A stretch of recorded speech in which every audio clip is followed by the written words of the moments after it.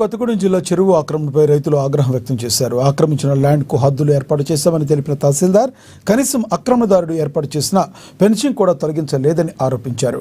గరిపేట, నెమ్మలగూడెం గ్రామాల మధ్య ఉన్న చెరువును ఓ నాయకుడు ఆక్రమించుకుని ఫెన్సింగ్ ఏర్పాటు చేశాడని ఆరోపిస్తూ రెవెన్యూ అధికారులకు ఫిర్యాదు చేస్తే కనీసం పట్టించుకోవట్లేదని రైతులు, గ్రామస్తులు ఫైర్ అయ్యారు.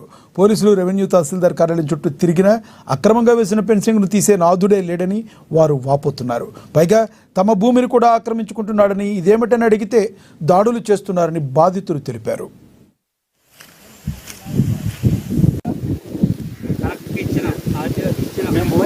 కుంట కబ్జా చేయడానికి ధర్మారావు అనే వ్యక్తి వస్తే మా పొలాన్ని కూడా కలుపుకోవడానికి వచ్చాడు సార్. వచ్చాక నేను అడ్డుపడ్డా సార్, మా పొలానికి వస్తాను ఏంది అది ఇది అని నేను అనేసరికి అతను కొట్టించాడు సార్.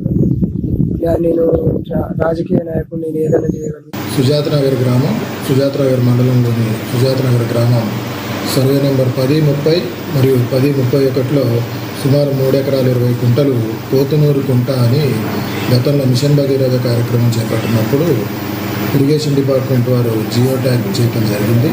అటువంటి డిపార్ట్మెంట్ వారికి, ఇరిగేషన్ డిపార్ట్మెంట్ వారికి ఈ నెల